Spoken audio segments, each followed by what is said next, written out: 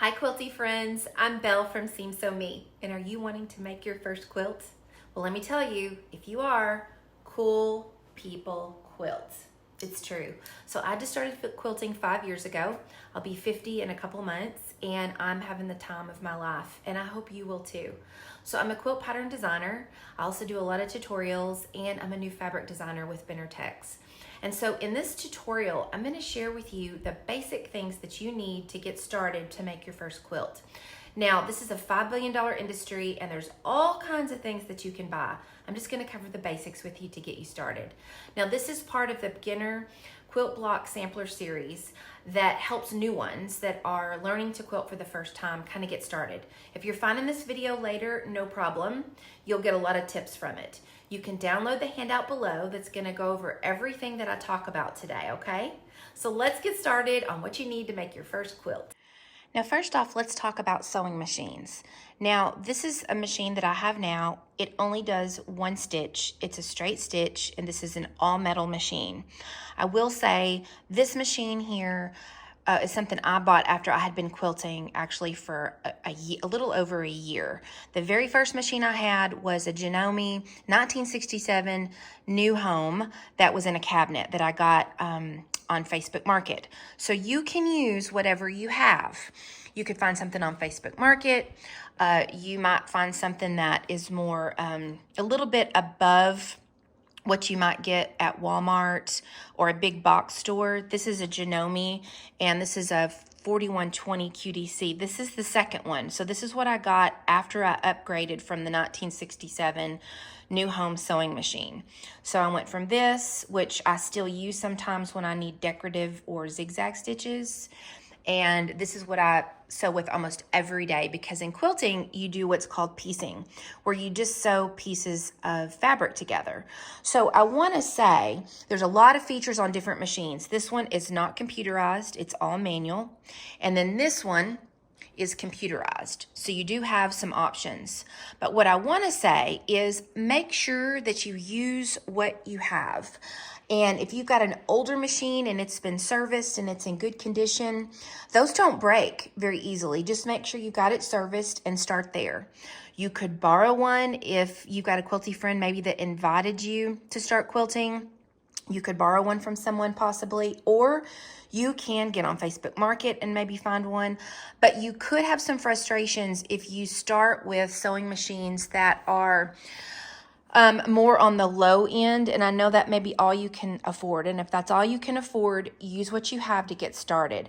But the older machines are actually better than some of the ones that you might get at a big box store. Then you also can get them from your dealer. So this one I got from my dealer, and I don't live in that town anymore, so I can't take it to get it serviced because I'm in a whole nother state.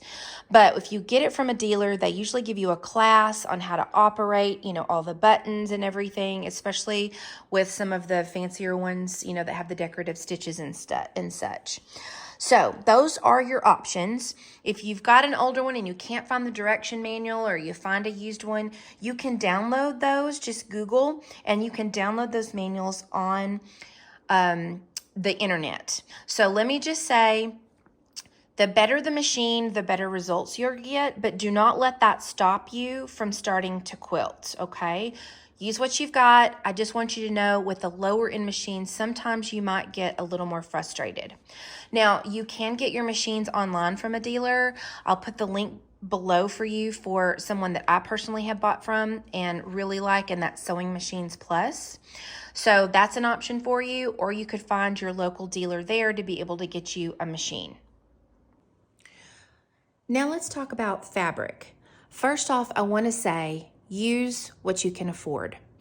When I started quilting, I did not understand that there was really good fabric and there was fabric that causes you a lot of frustration. And so I experienced that until I learned about good fabric. And so when I say good fabric and fabric that may cause you trouble, I'm talking about fabric from big box stores. Now, if that's all you can afford, which that's what I did at first when I started quilting, use that. I just want you to know that you may have problems with fraying that can happen more than normal.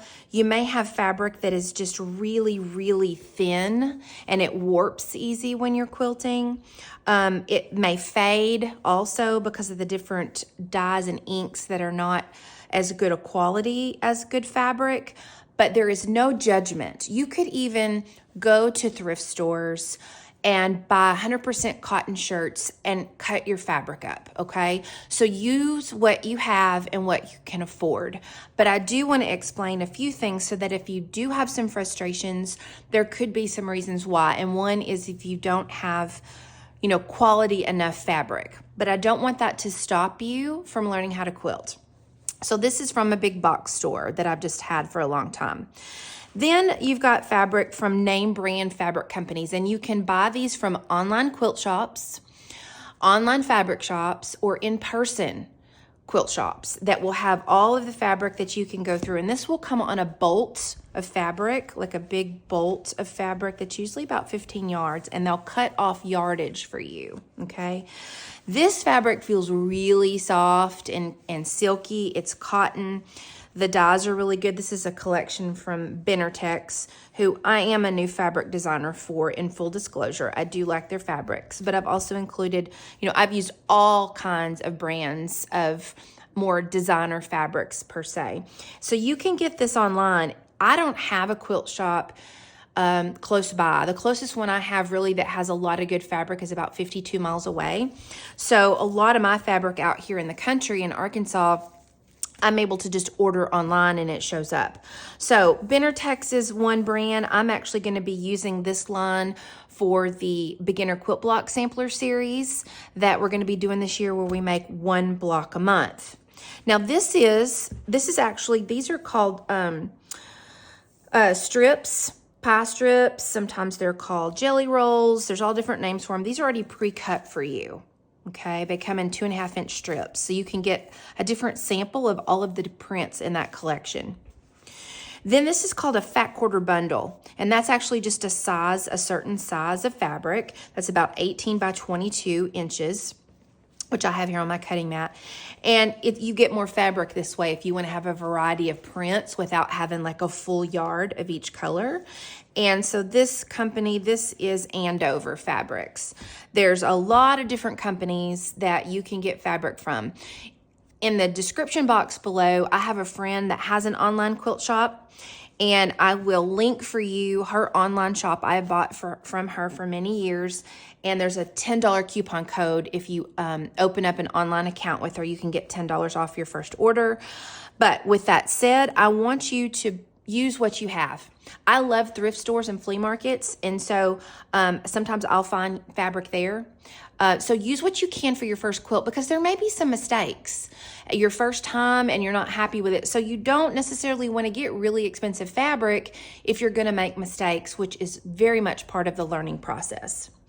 Okay, so now let's move on to my next tip of what you're going to need after fabric. The next thing that I highly suggest, and I've put this in here as a need, not a want, although there are some people that do not use starch. I can tell you, when you use starch versus when you don't use starch, your seams will lay flatter, you'll have less warping, and all your points will line up better. I've tried it without it, and I just can't not recommend starch. Now you have different options. I've tried all different types. This is the Magic Quilting and Crafting Spray. I like it because it's safe for the environment and it doesn't have odors and scent to it. Now I actually bought it in a big jug online, and then I refill this bottle. And a lot of stuff too that I get, there's something called the Fat Quarter Shop.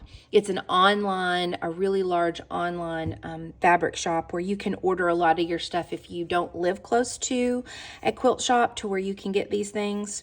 So I'll link that for you below as well. This is a mister bottle.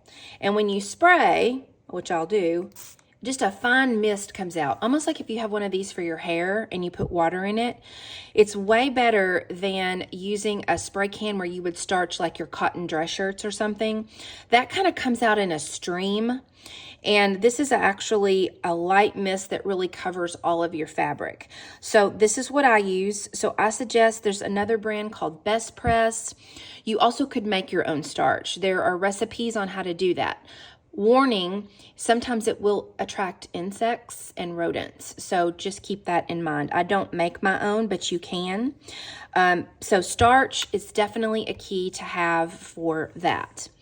The next thing that I want to tell you is your iron. Now use whatever iron you've got. I do notice there is a difference between really low-end irons. They don't get as hot as some of the higher-end irons, but this iron is not what I started with. This iron is like $160. So I am not saying go out and get this Elite. This is an Eliso iron, and what happens is when I let go, it raises up. When I touch it, it goes down. And you don't have to put it up on its corner like this, because let me tell you, I've actually broken a couple irons, the kind that stay up like this, tipping it over like this, it goes on the floor and then it breaks.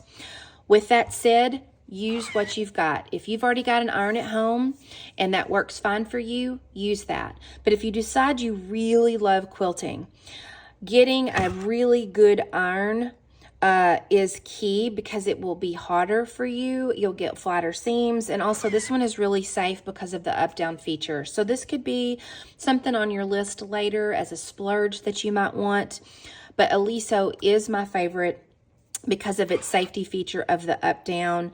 It's got the steam on here and it gets really hot. Use what you've got. I'm just showing you some of my favorites.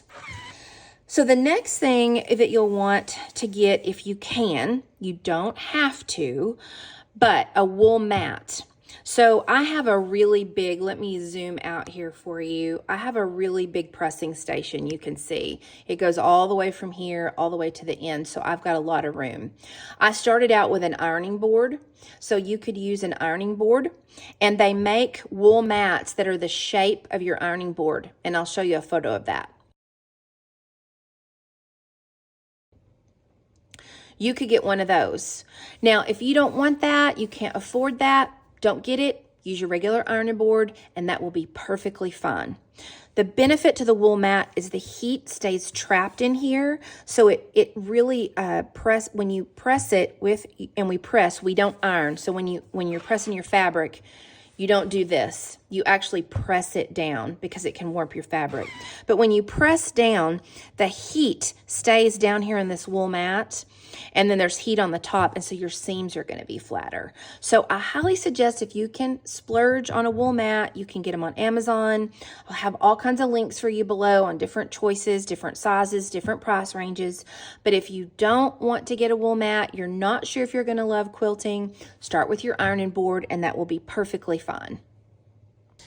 Now, let's talk about rotary cutters and rulers and your cutting mat. I'm going to tell you the basic that you'll need, and I'm also going to show you what I have and tell you why. So we'll start out with the rotary cutters. Now, my favorite brand is Havels, and I've tried different rotary cutters, but this is so you can actually cut your fabric with a ruler on a cutting mat, okay? This is how you're going to cut your yardage or your pieces into smaller pieces to be able to make a quilt. The reason I love this Havels rotary cutter, it comes in 2 sizes, is because there's a safety feature. Not only is there a lock on the back when you're not using it, but after you press down, I don't know if you can see this, this moves. When this presses down on your cutting mat, this little shield moves out of the way so you can cut.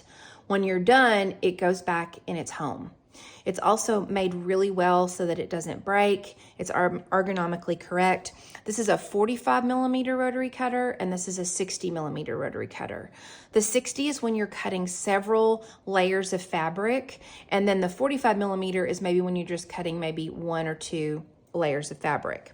Now, there's also, this is another one that I had. Now, I have to use this whenever I use a special ruler, which I might show you, but it's called the Stripology ruler. It's to cut a lot of strips. I have to use this ruler because this little piece right here gets in the way, but this is another brand. It's Olfa.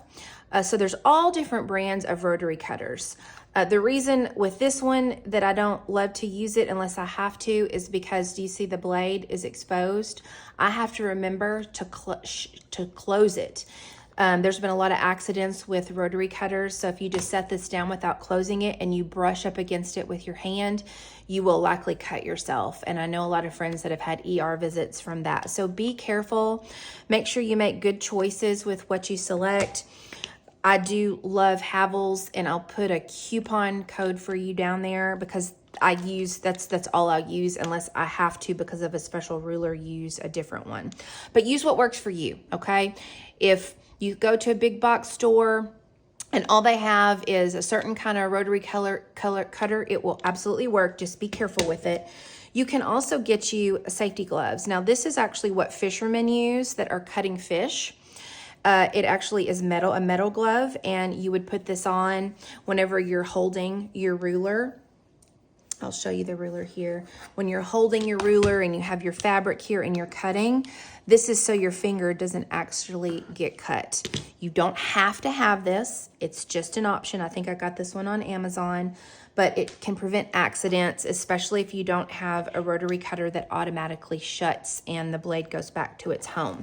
So you'll need that. You'll need a couple of replacement blades because these get wore out after cutting fabric. You know, usually I have to get a new one put a new one on after a couple projects.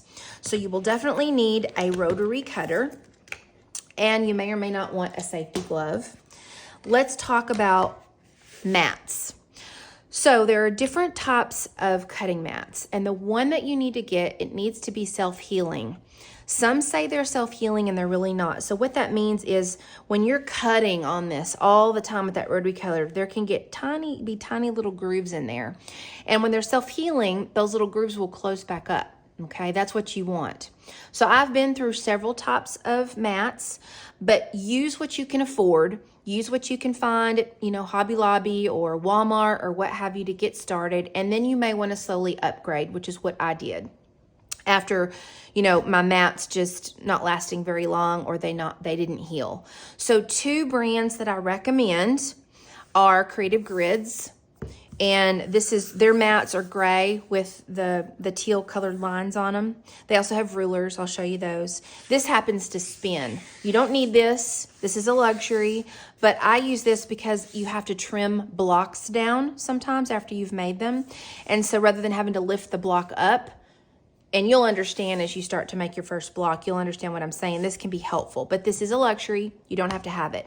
But Creative Grids does have bigger mats. So the minimum size that you need is 18 by 24 is the minimum, 18 by 24. So that way you at least can cut fat quarters, and you can cut yardage if you fold it in half. This big white mat here is 24 by 36, and that is so I can cut a full yard of fabric really easily. So I started out with the 18 by 24, but I ended up upgrading to a larger mat. Now, you may not have a lot of space for a mat that's basically the size of 1 yard of fabric. So if you don't, use whatever size your space allows. Some people will use their kitchen table to put their mat on if they don't have a designated sewing area or sewing space. So, it all depends on the space you have, but the larger the mat, it's going to be easier to cut. So I did want to mention that on your mats. This brand here is Riley Blake, and I like this one because it's white and it shows up better on videos and tutorials that I'm doing, but that's completely up to you. One thing I will say is that if you get started, it is good to stick, if you can, with the same brand of ruler as you do mat, because the grid lines are exactly the same. So you see this is a Creative Grids ruler, and you can see all of the lines here, the slits. They're the exact same on the mat. And so it can be really helpful if you stick with whatever brand you're going to go with.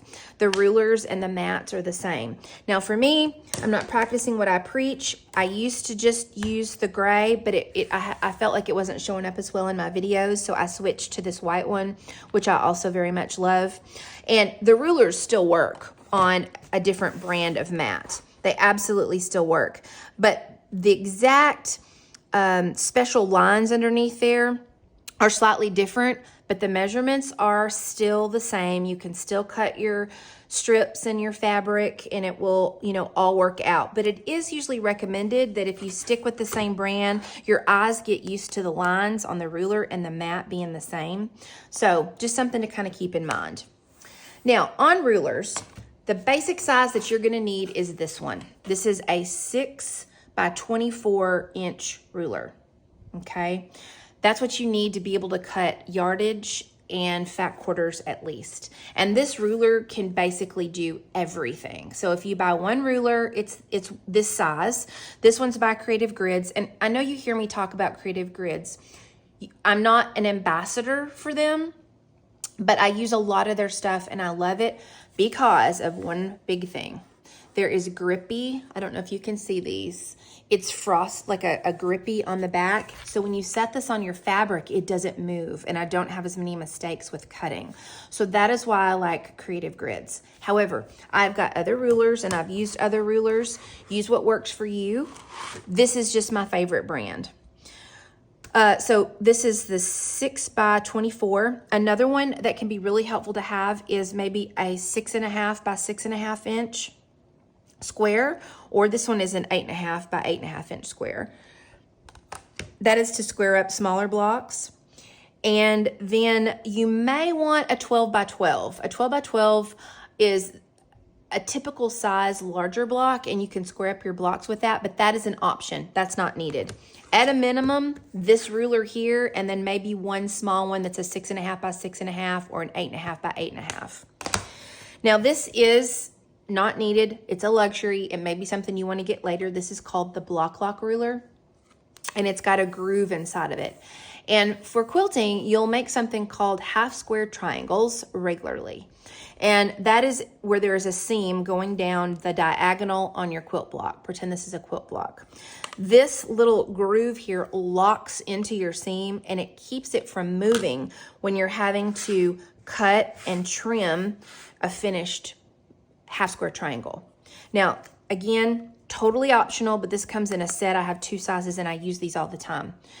I wanted to tell you this because at some point in the future, you might want to upgrade and get it if you decide you love quilting and you join the Quiltiverse with us. But at a minimum, have these 2 rulers and also your cutting mat that you're going to need to be able to cut your fabrics. Next up, you are going to need some thread. Now, I want to tell you my preference. I'll tell you why, but again, use what works for you. I prefer to use what's called 80 weight cottonized poly thread. Now, polyester thread is not like the polyester of way back in the day that you're thinking is scratchy and itchy and all of that. It's actually super strong. So when you pull this like this, it's not going to snap like cotton thread will. Okay, that's one of the reasons I like to use it. It just doesn't break as easily. However, some people have very strong feelings about only using 100% cotton. If that's what you want, that's what you've got, absolutely use that. But the key to me, and as you're learning to quilt and getting flatter seams and your block pieces turning out, your units within your block turning out more precise where everything lines up, the big switch for me was switching to 80 weight thread. It is a thinner thread, so the higher the number, the thinner the thread. And this is Wonderfill thread, so this is what I use. And I use this, it's ivory. Let's see, it's called Antique White. I don't usually use solid white fabric much anymore. I tend to use an off-white or a cream. And so this is what I use all the time. Now, this is a large roll. This will last me for like half a year or such to just piece with. So make sure you've got you some good thread. I suggest 80 weight, but if you can't find that, can't get it online, I'll have it for you in the description below, but you can use 50 weight or 60 weight thread. Now 50 weight is a bit thicker. It's the thicker kind of midline is what people often will use. And a lot of people will use cotton. So Aurifil is a brand, a really good brand also. And this is 100% cotton and this is 50 weight. Now it's a bit thicker. So it's going to take up a little bit more space with your seams when you sew pieces together. And this lasts quite a while also. What you don't want to do is use your old grandma's thread from way back in the day, because it's not going to be strong. It's going to break on you and cause problems. It's just not made as well like it is now. So don't use old thread. Just save that vintage thread and put it in a cute bin and use it as decoration. So again, I suggest 80 weight cottonized polyester, but if you want to use cotton, you could get 40 weight or 50 weight. Now, 50 weight or 60 weight. 50 weight is thicker, and then 60 weight is just a little bit thinner. So the 60 is between the 50 and the 80 weight, and that's an option for you. So you're going to need you some good thread. You also need needles. Now for piecing, 70-10 is a good size to get for piecing. And I use, these are needles, actually I have different brands that I use. I sometimes use Schmidt's, I use Oregon. Sometimes companies will send me different ones to try. This is a Microtech, so this is a really good quality one. So just get you some needles. Your machine may or may not have come with them, but you'll definitely need some of those. You could break a needle, so one pack will last you quite a while. Usually you change your needle after every project, or about 8 hours of sewing, or you might feel a little burr on it. If you accidentally somehow bend it, it can cause problems. So if you're having a little bit of trouble with your sewing machine or whatever, it could be that your needle needs to be replaced. So you definitely will need needles. Now let's talk about pins. You will need some pins, and there are different kinds of pins.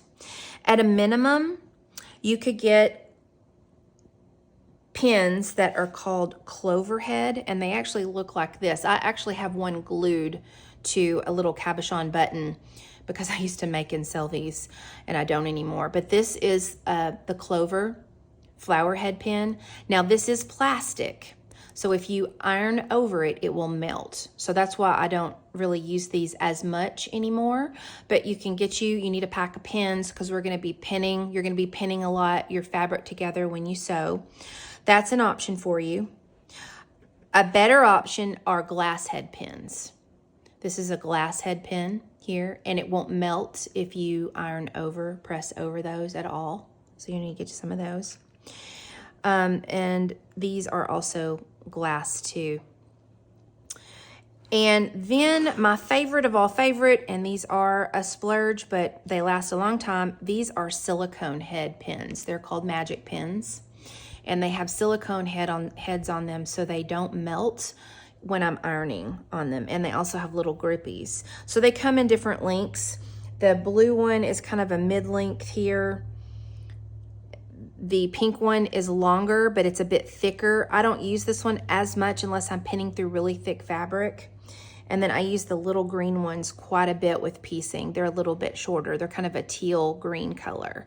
So those are my 3 favorite pins, but they are a little pricey. And you're brand new starting out, I don't necessarily suggest you get these unless, money is not an issue for you. Get you some good glass head pins if you can. The clover, those would work. The plastic ones, but you could melt these accidentally. So get you some pins. You also will need a pin cushion. And if you want to make your own, I have a video tutorial on how you can make your own pin cushion out of fabric. And these are just vintage little thrift store finds. I think this might have had a plant in it. Or this one was actually a pear I made, and I use this one quite a bit. And it's got, inside of it has got walnut shells that are crushed in it to make your own pincushion, so that can be super fun. So I do have one using that, and also you use pantyhose to keep all of that together, and you put fabric over it. If not, just get you the little tomato, tomato that you get, and have something for your pins so you don't lose those. A couple of more tools that will be helpful for you at a minimum. One is you're going to need what's called a seam ripper. If you're not familiar with sewing at all, this is when we have to, quote, unsew, or as we say, pick or rip out thread when we make mistakes. And this will become your best friend, so you may want to get you a good one. This one actually, a friend of mine, Chris from Modern American Vintage, makes these special ones, and he I got this a couple of years ago, and you get one with your machine. You can get them at Walmart. You can get them at the Fat Quarter Shop. Lots of places you can get, but you're going to need one, and they will get dull. So you do have to replace them, or they can actually be sharpened by stabbing aluminum foil balls. So just a little tip for you on that. You're going to need the seam ripper. You also need some really good snips. So there's different kinds of snips. I like these, but you can get any kind of little snips that you might need from a fabric shop or Amazon. These are by Havels. I like them because you just pinch them there, and they are curved. If you can see the curve there of those, the way they're curved up, they won't accidentally cut into your fabric when you're snipping your fabric like this. So those are my favorite, but get whatever you've got that works for you. You also want a decent pair of little scissors too. You may need those. This is for cutting. Sometimes you have to cut corners off things. So get you a good, I think these are Fiskars scissors. A water-soluble marking pen. So let me say, when I first started quilting, I used something called a friction pen because it was the rage. Well, I can tell you I ruined a quilt because with a friction pen, it goes away when you use heat on it. The problem was after I washed that quilt and it cooled down and it got cold, all of those markings where I had marked my quilt because it was for quilting lines came back. So that quilt forever has those on there. So I do not suggest friction pens, but you may hear other people that do and swear by them. That's what happened to me and has happened to some other quilty friends, so I don't use those. What I do use is the Clover water erasable marker. I'll link these for you. I think I have some in my online shop. You can get them on Amazon also. But these are water soluble. So you mark and it's blue on your fabric, but when you spritz it with some water or you wash it, they all go away. And I have never, ever, ever had any show up again. So just so you don't have an accident like me, I suggest this. Another one will be a stiletto. So there's a couple options. The cheapest one is called the purple thing. Now mine's orange, but you can get on Amazon, a couple bucks. It's purple. And cool thing is this, it tells you what a 1/4 inch is right here. There's a little 1/4 inch. Let's see if I can get that there. So you can kind of measure. But anyway, it will help you hold down things as you are feeding your fabric under your sewing machine. And so you don't accidentally get your finger under there. This is another example of a stiletto. This one's by Clover. It's super sharp. Here's another one here. This has got a blunt end, and this one's got a sharp end. This one is by Colonial Needle. It's a lot more pricey. It's a bit of a luxury. They sent it to me. So you'll need some type of stiletto to help with pushing fabric sometimes underneath the needle. And then lastly, if you choose to hand bind your quilt, which is the edge that goes around a quilt, you're going to need a good thimble. Now, get whatever thimble works for you. Personally, I've been through so many. This is my favorite because I have fingernails. And with lots of thimbles, you can't get them in all the way because of fingernails, and I'm not willing to cut mine off. So this one is by Clover, and it's called the open-sided thimble, and it's excellent for people with long fingernails because it's open there on the top like that. But there's all kinds of thimbles. There's leather ones, there's silicone ones, there's plastic ones with like just the metal tip. You may want a thimble for whenever you're hand sewing on your binding when you're done making your quilt. I don't do a lot of hand binding. I use my sewing machine a lot. This actually is for when I'm having to make what's called facing for the back of a quilt, which you may not do till later. I'm getting ready to hand quilt an entire quilt by hand for the very first time. So that's what this is for. So those are the main items. There's all kinds of other things that you can get. I've got other little things here. This is a point turner to turn points out when you're making bags. This is a seam roller if you don't want to use your iron to press seams open while you're at your sewing machine. But those are all kind of luxuries later if you decide that you love quilting. So I wanted to make sure you had the basics for what you needed. Make sure you click in the description box below and you can download the free handout where I give you the name of all of these things that I've mentioned and where you can buy them. So welcome to the Quiltiverse. I'm so excited you're here and we can't wait to have you join us in making quilts. And if you are part of the Seam Sew Me 2025 Quilt Block Sampler for newbies, welcome. We're going to get started with our January block soon and we'll make 12 blocks, 1 block a year for the whole year of 2025. Thanks for following along on the video. If this is your first time watching, hit the subscribe button because I have other videos, lots of times with free content of things you can make. And I'll look forward to seeing your first quilt. Until next time, quilty friends, make lovely things.